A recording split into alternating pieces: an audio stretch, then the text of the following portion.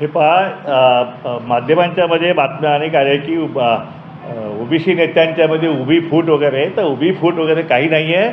सगळे नेते ओबीसीच्या आरक्षणाला धक्का लागला न लागता मराठा समाजाला आरक्षण देण्याची भूमिका जी आहे सगळ्या नेत्यांचे त्यासाठी एकमत आहे. भूमिकेमध्ये कुठलाही बदल नाही आहे. सर्वपक्षीय नेत्यांची जर भूमिका तीच आहे, त्यामुळं कुठलाही वाद वडेट्टीवाराची भूमिकेत काही बदल झालेला नाही आहे. आम्ही मेळाव्याला त्यांना आमंत्रण दिलेलं आहे. आम्ही त्यांची भेट घेतलेली आहे.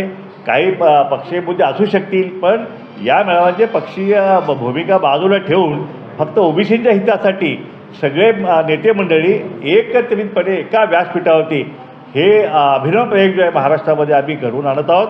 आणि त्या ठिकाणी 26 नोव्हेंबरच्या मेळाव्यातसुद्धा वडेट्टीवार साहेब आपल्याला आलेले दिसतील. सर, उपमुख्यमंत्री देवेंद्र फडणवीस यांना सर्व नेत्यांना जे आहे ते संधी दिलेली आहे की वितुष्ट निर्माण होईल अशी कोणती वक्तव्य किंवा वाद होईल अशी कोणती वक्तव्य करू नये. हे पण असं आहे की वितुष्ट निर्माण होणार नाही अशा प्रकारची वक्तव्ये जी आहेत ती मराठा नेत्यांकडून सुरू झालेली आहेत. आणि त्यांनी इतक्या टोकाची इतक्या खालच्या लेवलची हे केली की आम्ही ओबीसी नेत्यांच्या आम्ही गाड्या पेटू, त्यांची घरं जाळू, त्यांचं हे करू, हे सगळं कुणाकडून सुरू झालेलं आहे.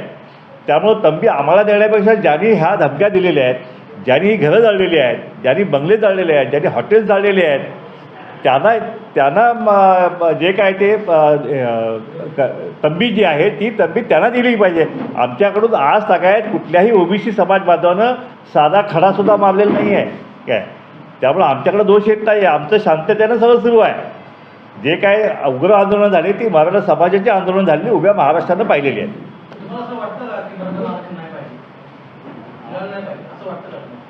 नाही पाहिजे. हे पहा, महाराष्ट्रामध्ये गरीब मराठा समाजाला न्याय मिळाला पाहिजे ही आमची भूमिका आहे. ऐका एक मिनिट, मी तुमच्याबरोबर ऐकून तुमचा प्रश्न मला कळला. तुमचं काय म्हणायचं आहे ते त्याला उत्तर देत आहे. तुम्ही पेशन्स ठेवा जरा. महाराष्ट्रामध्ये गरीब मराठा समाजाला न्याय मिळाला पाहिजे ही आमची भूमिका आहे आणि जरांगेची भूमिका आहे. आज मराठा समाजाला आरक्षण आहे की नाही हा प्रश्न तुम्ही स्वतःला विचारून बघा, नाही तर आम्ही तुम्हाला उत्तर देतो. आज मराठा समाजाला घटनात्मक आरक्षण आहे.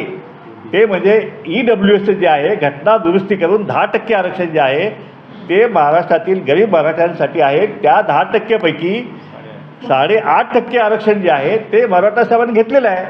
त्यामुळे आज रोजी मराठा समाजाला या महाराष्ट्रामध्ये घटनात्मक आरक्षण आहे. आणि असं असतानासुद्धा ते ओबीसीमधलं जे आहे, जे ओबीसीमधलं जे घटनात्मक आरक्षण आहे त्याच्यावरती ते दावा ठोकत आहेत की आमचे पूर्वज शेती करत होते, जो शेतकरी तो कुणबी आणि कुणबी तो ओबीसी. हा जो प्रश्न जो आहे, जो कुणबी तो ओबीसी हा प्रश्न, जो शेतकरी तो ओबीसी जो आहे हा प्रश्न हेच सिद्धच होऊ शकत नाही. कारण घटनात्मकदृष्ट्या मराठा समाज हा मागासलेला नाही. अनेक आयोगाने सिद्ध केलेला आहे, सुप्रीम कोर्टाने सिद्ध केलेलं आहे. त्यामुळं मराठा समाजाला आरक्षण हवं असेल तर त्याने आता EWS घेतच आहेत. जर त्याला कमी पडत असेल तर त्यांनी ते वाढवून घ्यावं. 50% मर्यादा वाढवण्यासाठी प्रयत्न करावेत. आता जाट आणि मराठा समाजाची एखादी संयुक्तिक बैठक ही दिल्लीमध्ये होते असं आम्हाला समजतं आहे. तर अशा प्रकारे त्यांनी जर प्रयोग केला की सरकारवर दडपण आणलं की 50% मर्यादा वाढवून घ्यावी, जे बिहार सरकारने जे केलेलं आहे ते महाराष्ट्र सरकारनं करावं किंवा ते दिल्ली सरकारने करावं आणि 50%च्या वरती वाढीव जे आहे ते आरक्षण त्याला वेगळा प्रयोग करून देण्यास आमचा काही विरोध नाही.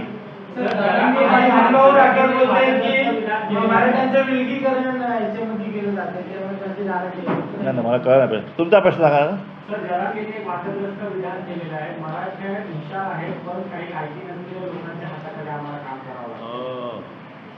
हे पहा, लायकी जी आहे ती गुणवत्ता जी आहे ती गुणवत्तेवर ठरत असते. एखादा बांधव दलित समाजात जन्मला म्हणून त्याची गुणवत्ता कमी असं होत नाही ना. तो वर्णभेद आपण केव्हा संपवलेला आहे. आम्ही जो ब्राह्मणाच्या घरी जन्मलेला तोच विद्वान आणि दलित शूद्राच्या घरी जन्मतो तोच शूद्र. आता तो विषय राहिलेला नाही आहे. आता विद्वतेची भूमिका बदललेली आहे, गुणवत्तेची भूमिका बदललेली आहे. त्यामुळं आता मराठा समाज नेत्यांनी आपल्या भूमिकेत बदल केला पाहिजे अशी माझी त्यांना विनंती आहे.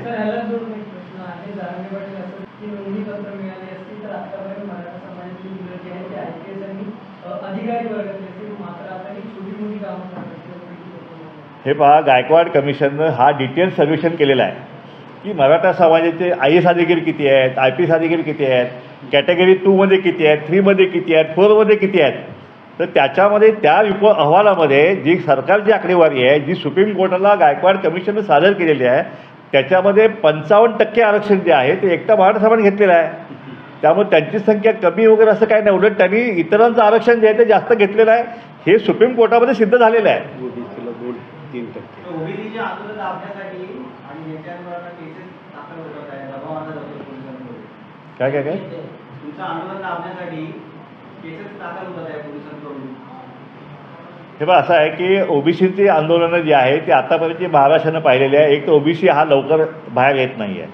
हा गावकुशाबाहेरचा, वाड्या वस्त्यावर, जंगलात राहणारा हा समाज आहे. त्यामुळे ह्यांची आंदोलनं जी आहे ती उग्र अशी होऊ शकत नाही आहे. आणि म्हणून माझी विनंती आहे की असं जर कोणी सांगत असेल की आंदोलन ओबीसीने उग्र केलेलं आहे, अशी एकही घटना आपण दाखवा. असं कुठल्या आंदोलन ओबीसीने उग्र केलेलं नाही आहे. त्यामुळे ह्याच्यावरती केसेस दाखवण्याचा प्रश्न उद्भवत नाही ना. गावबंदी कोणी केली? गावबंदी केली, गावात पुढारी जाण्याची बंदी केली, एसट्या तोडल्या, आमदारांची घरं तोडली, हॉटेल तोडली. हे कोणी केलं काम? हे ओबीसीने केलं का? ज्या समाजाने केले त्यांनी उग्र आंदोलन करतायत, त्यांच्यावर केसेस दाखल करायला पाहिजे की ओबीसी. आज ओबीसी शांततेने असं आंदोलन करतोय. आज उलट ओबीसीचं आरक्षण आज अधिकारी वर्ग एवढ्या टक्क्यानं असून सुद्धा 3-4% सुद्धा ओबीसीचे अधिकारी नाही. सुप्रीम कोर्टामध्ये एक सुद्धा ओबीसी नाही, अशी परिस्थिती आहे. आणि मराठा समाजाचे मात्र प्रत्येक ठिकाणी अधिकारी असताना त्यांनी असं बोलणं म्हणजे चुकीचं आहे. अभ्यास न करता काही बोलायचं आणि त्या MPCच्या परीक्षेमध्ये कोणाला पास करायचं, काय कोणाला नाही करायचं, हे सर्व मराठा समाजाचे अधिकारी ठरवतात. म्हणून पोलीस भरतीमध्ये 70% मराठा समाज जातो आणि ओबीसीचे 8%, 10% ह्याच्या पलीकडे नोकऱ्या नाहीत. ह्याचाही विचार करावा. खरं तर मराठा हा 70 वर्षापासून राज्य करतो. ओबीसी हा कधीच राज्यावर आला नाही. ओबीसी कधीही मुख्यमंत्री, कॅबिनेट मंत्री राहत नाहीत.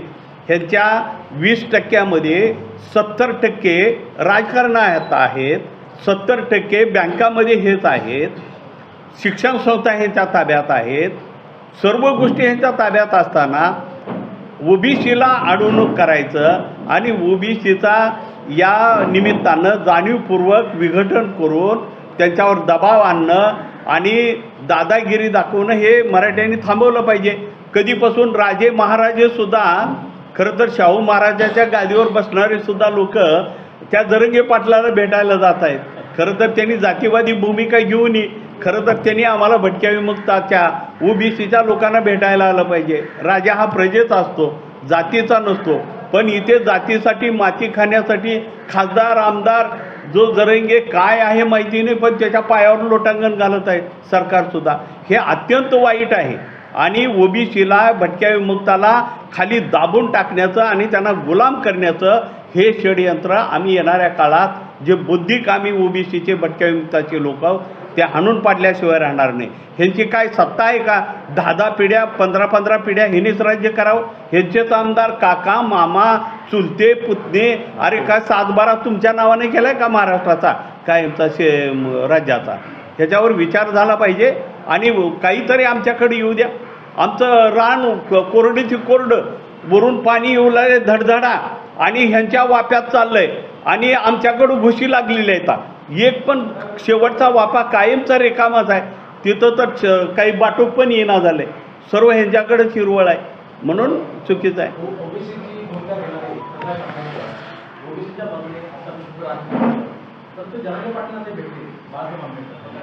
काय काय प्रश्न कळला नाही. ओबीसीची राजकारण करणारे बाळासाहेब आंबेडकर, हां, बाबासाहेबांचे नाव ते जरांगे पाटलांना भेटले, काय भूमिका? मी तर पाहिलं की प्रकाश आंबेडकर हे आता ओबीसीच्या बैठका ज्या आहेत त्या आता त्यांच्या सुरू आहेत. त्यामुळे त्यांची भूमिका ओबीसीच्या विरोधात येईल असं मला वाटत नाही. आणि गरीब मराठ्यांचा विषय मगाशी आपण काढला. मराठ्यांची गरिबी या महाराष्ट्रामध्ये ही कुणी आणली? ओबीसीने नाही आणलेली आहे. गरीब मराठ्यांची गरिबी ही ओबीसीने आणलेली नाही. हे त्यांचेच भाऊबंद जे आहे, जे सत्ताधारी झाले, ही ती 40 मराठा प्रस्थापित मराठा जे आहेत त्यांनी त्यांच्यावर गरिबी आणलेली आहे. उद्या ओबीसी सत्ता येऊ द्या ना, त्यावेळी समजेल की मराठा समाजाची गरिबी कोण हटवत होते. ज्यावेळी खऱ्या अर्थानं ओबीसी सत्ता ज्यावेळी येईल त्यावेळी कॅबिनेटमध्ये ठराव पारित करून मराठ्यांच्या गरिबी हटवण्यासाठी विशेष ठराव जो आहे तो आम्ही पारित करू आणि या मराठ्यांची गरिबी जी आहे ते आम्ही घालवून दाखवतो. माझा प्रश्न असा आहे, बघा, जरांगे पाटलाला भेटायला गेले म्हणून त्यांनी ओबीसीच्या विरोधातला ओबीसीच्या आरक्षणाच्या विरोधात भूमिका घेतली असं मला वाटत नाही. ज्या दिवशी ते अशी भूमिका ओबीसीच्या आरक्षणाच्या विरोधात भूमिका घेतील त्यावेळी आम्ही ह्याविषयी आंबेडकरांच्या विषयी आम्ही वक्तव्य करू. आज तरी त्यांची भूमिका जी आहे ती ओबीसीच्या आरक्षणात धक्का न लागता मराठा समाज देण्यात यावं अशीच भूमिका आज बाळासाहेब आंबेडकरांची आहे. सर महाज्योतीचे विद्यार्थी आहेत, ओबीसी विद्यार्थी ते आझाद मैदानावर गेली 25 दिवस उपोषण करते, आंदोलन करते, त्यांची तुम्ही भेट घेणार आहात का? त्यांचे जे प्रश्न आहेत ते वरती हे बा, या विद्यार्थ्यांची भेट आम्ही घेतलेली आहे. त्यांच्याविषयी आम्ही मंत्रालयात आम्ही बैठकाही घेतलेल्या आहेत. परंतु हा प्रश्न जो आहे, हा प्रश्न जोपर्यंत सरकार आर्थिक निधी जो आहे तो निधीची सोय करत नाही आहे तोपर्यंत ते जी जागा मागते, कारण गेल्या वर्षी 1250 जागा होत्या, आता ह्यावेळी काय तर 50 जागा फक्त त्यांनी हे केलेल्या आहेत. आणि त्यामुळे ह्या विद्यार्थ्यांच्यावरती हा जो अन्याय सुरू आहे, मग त्याच्यामध्ये ओबीसीचे पण आहेत, त्याच्यामध्ये मराठ्यांचे पण आहेत, त्याचे दलितांचे पण आहेत. आणि हा जो प्रश्न जो आहे हा आता सामुदायिकदृष्ट्या जो आहे, आर्थिक बजेट जे आहे, आर्थिक बजेट करून हा प्रश्न सुटू शकतो. पण त्याला वेळ लागेल अशा प्रकारचे सरकारने आमच्या बैठकीमध्ये त्यावेळी आम्हाला सांगितलेलं आहे. ठीक आहे. ओके. हां,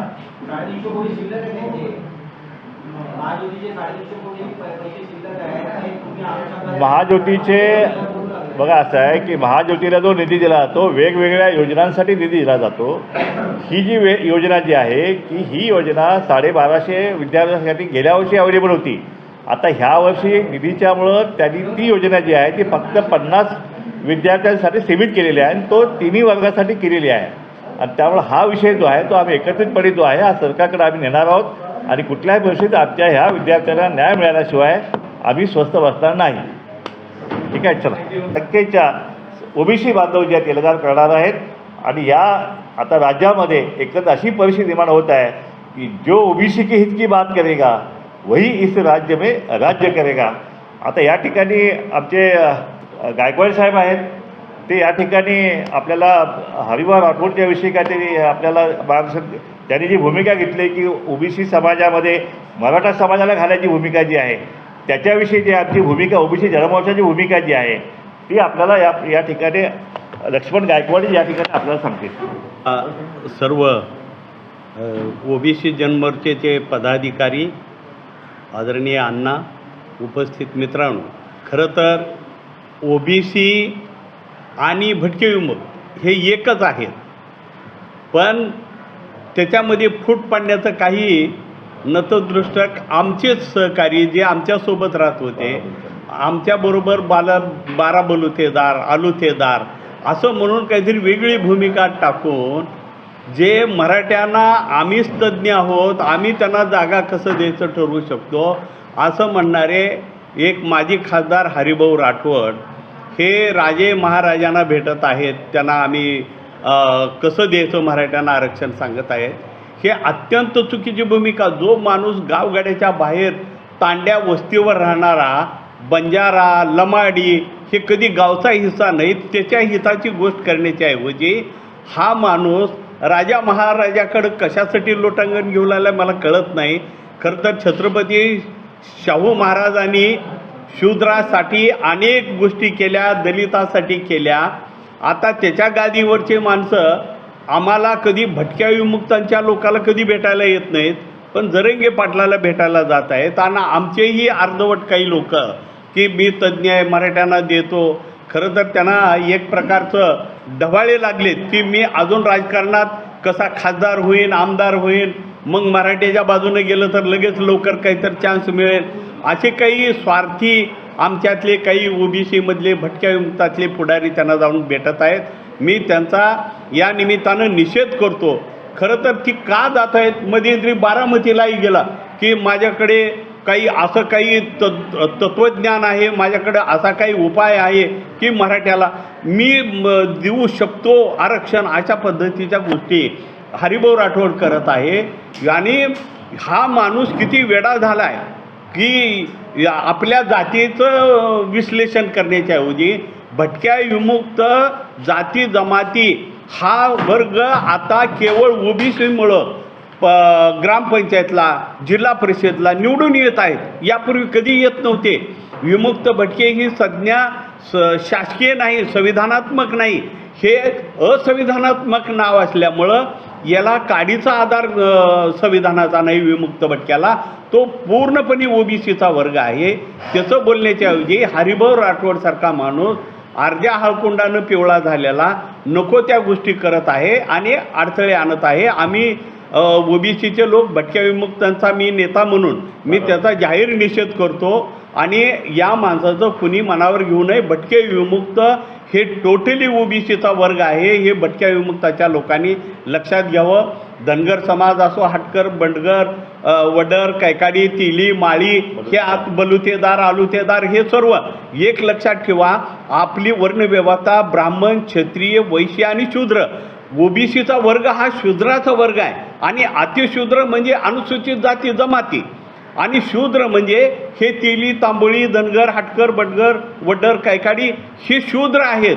मग एकदम क्षत्रिय लोकांनी शूद्रामध्ये येऊन आम्ही पण तुमचेच कुणबी आहोत असं म्हणणं हे वेडेपणाचं आहे. आणि म्हणून मराठा खासदार, आमदार कोणीही असो किंवा महाराज असो, त्यांनी जाती व्यवस्थेला खतपाणी देण्याचं काम करू नये. काल परवा आम्ही छत्रपती शिवाजी महाराजाची बकर ही पुस्तक वाचलं मी. त्याच्यामध्ये स्पष्ट लिहिलं, छत्रपती शिवाजी महाराजांनी पत्र लिहिलं आहे की 96 कुळी मराठ्यांना हे संदेश पाठवा आणि आपल्या जातीसाठी आपण सहकार्य केलं पाहिजे. अशा पद्धतीचे उल्लेख छत्रपती शिवाजी महाराजांचे 16व्या शतकात, 14व्या शतकात, 15व्या शतकामध्ये. मग असं जर असेल तर 96 कोळी मराठा हा ओबीसीत येऊच शकत नाही. आणि त्याच्यात भटक्या विमुक्तामध्ये पुन्हा शिरकाव करणे हे अत्यंत वाईट आहे. हे माणुसकीला धरून नाही. हा काही गरिबी हटावाचा कार्यक्रम नाही. हा मागासवर्ग लोकांना आम्ही न्याय देण्याच्या प्रक्रियेसाठी मंडल आयोग आहे. फक्त 3% मंडल आयोग लागू झाला आहे. अजून पूर्ण मंडल आयोग बाकी आहे. आम्ही येणाऱ्या काळात आदरणीय आमचे प्रकाश अण्णा शेंडगे, आमचा जनमोर्चाचे सर्व सहकारी, आम्ही येणाऱ्या काळात आमचा 3रा टप्पा लढायचा असेल की संपूर्ण मंडल आयोग भारतामध्ये लागू करा. कारण संपूर्ण लागू केल्यानंतर आम्हाला अनुसूचित जाती जमातीप्रमाणेच राखीव जागा मिळतील अशी आमची आशा आहे. आणि मी एवढंच आव्हान करतो की हरिभाऊ राठोडनी हे ताबडतोब वक्तव्य थांबावं. नाहीतर अन्यथा आम्ही त्यांना जात पंचायत आम्ही मानत नाही, पण आम्ही त्यांना समाजाच्या बाहेर कायमचा काढून टाकू असा इशारा त्यांना मी या निमित्तानं देतो.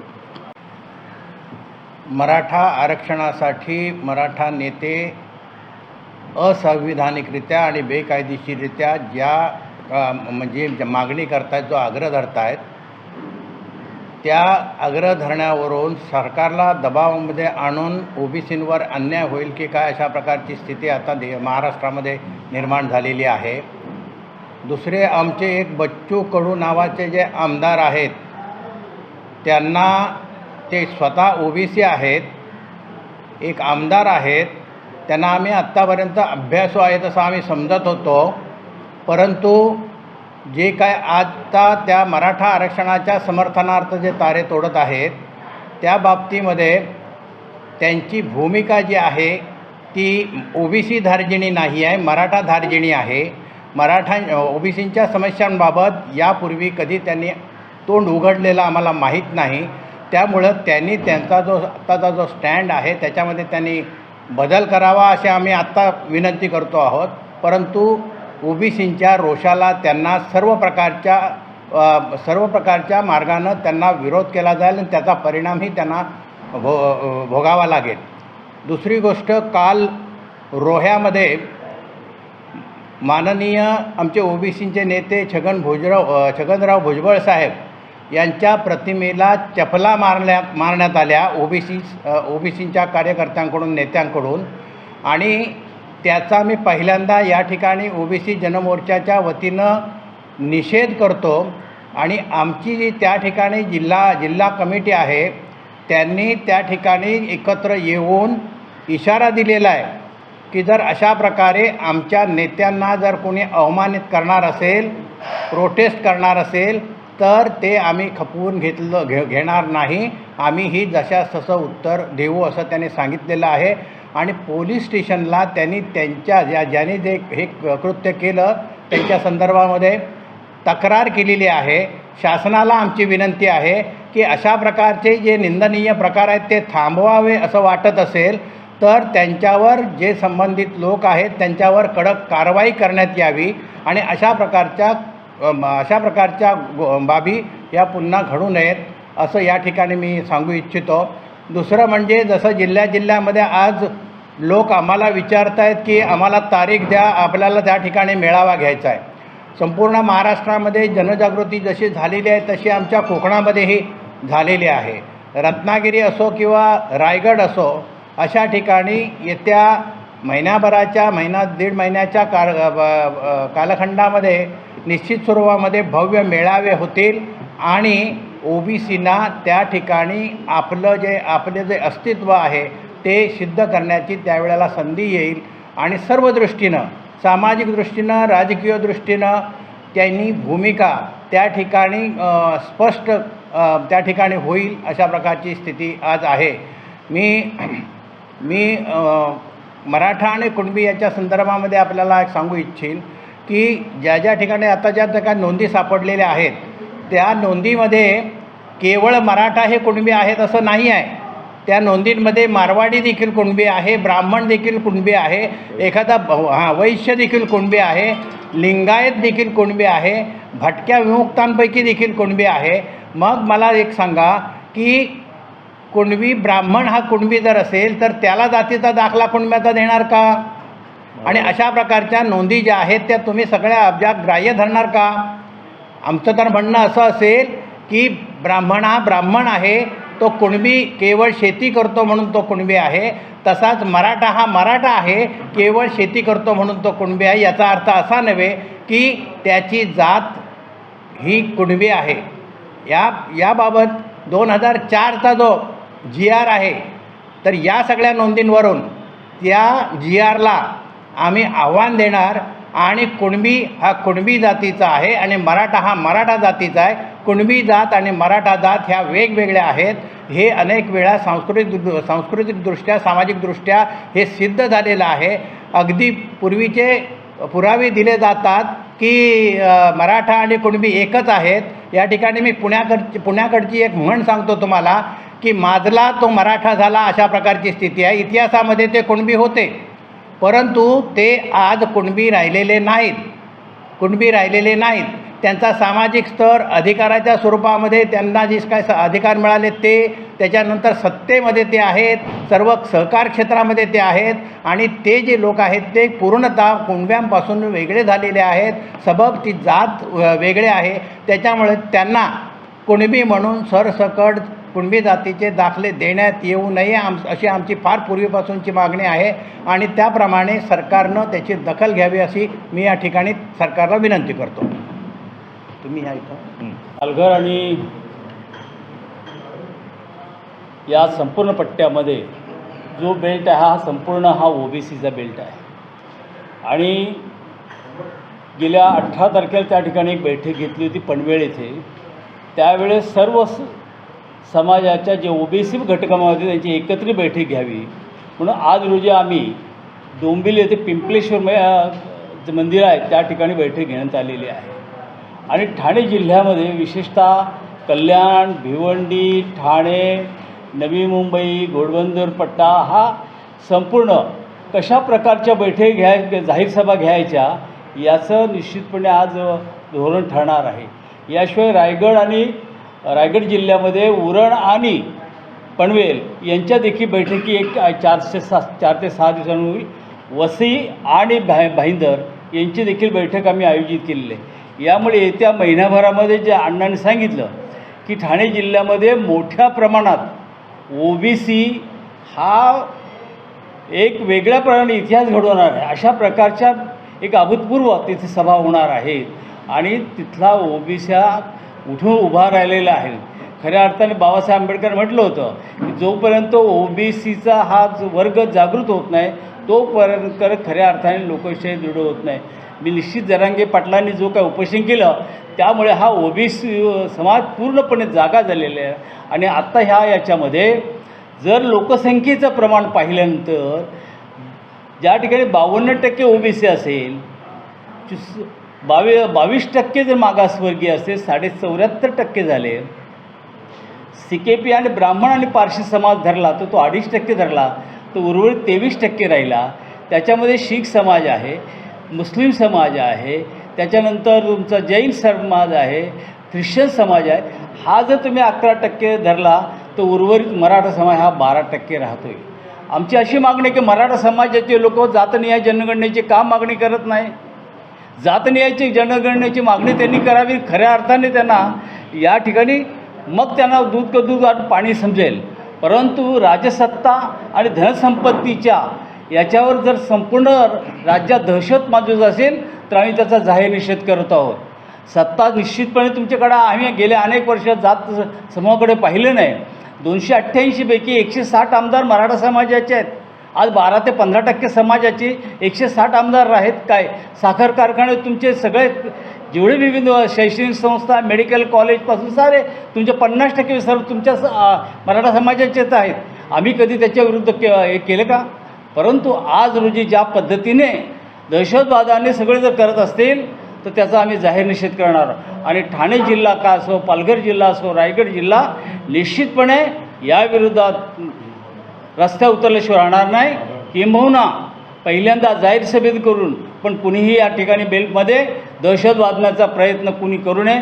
आम्ही अतिशय शांतपणे लोकशाही पद्धतीने आमचं आंदोलन होणार आहे. पण जर का आगरी कोळी ज्या दिवशी त्यांना डिवचण्याचा प्रयत्न होईल त्या दिवशी अशांत निर्माण झाली तर ही सरकारची पूर्णतः जबाबदारी आहे. कारण जरांगेजी वाटेल त्या नेत्याला वाटेल त्या पातळीवर बोलत आहेत, ही काही शोभनीय नाही. आणि म्हणून मला असं वाटतं की आम्ही या ठिकाणी जे काय आम्ही गेल्या काही दिवसापासून जे शांततेने मिळावे यासाठी सातत्याने प्रयत्न करत आहोत. आम्ही निश्चित लोकशाही निघून राहून त्या ठिकाणी आंदोलन करणार आहोत. आणि ठाणे जिल्हा, मुंबई ह्या संपूर्ण परिसरामध्ये आता मोठ्या प्रमाणात आंदोलन उभं राहतील असा मी आशावाद करतो. हा हे बघा याचं असं आहे की ज्यावेळेस जरांगे पाटील स्वतःची भूमिका बदलतात. सुरुवातीला काय भूमिका होती जरांगेंची, आम्हाला ओबीसी सोडून आम्हाला आरक्षण पाहिजे, नंतर निजामाच्या नोंदी असेल ते पाहिजे, त्याच्यानंतर कुणबी मराठा असेल तेही पाहिजे, आणि आत्ता सांगतो सरसकट पाहिजे. हे कोणी वातावरण केलं? जरांगेने केलं की महाराष्ट्रात? मग ते काही अनैसर्गिक जे तुम्ही जे काही असंविधानिक जर तुम्ही विचार मांडणं असेल आणि महाराष्ट्रामध्ये असून जर प्रश्न तर पहिल्यांदा त्याच्यावर का केस भरली पाहिजे गेली पाहिजे. असं कसं बा? म्हणजे याला दोष कोण आहे? काय छगन भुजबळांचं चुकलं? छगन भुजबळांनी प्रत्येक प्रश्न अगदी तंतोतंत उत्तर दिलेलं आहे. त्यांनी काही म्हणावं आणि आम्ही त्याला उत्तर देऊ नये ही गोष्ट बरोबर नाही. आज जे काय आहे त्या घटनाक्रमाने त्यांनी घटनाक्रमाने उत्तर दिलेलं आहे. आणि छगन भुजबळांनी जो काही या ठिकाणी व्यक्तिविचार केलेला आहे तो निश्चितच ओबीसींच्या बाजूने 100% योग्य आहे.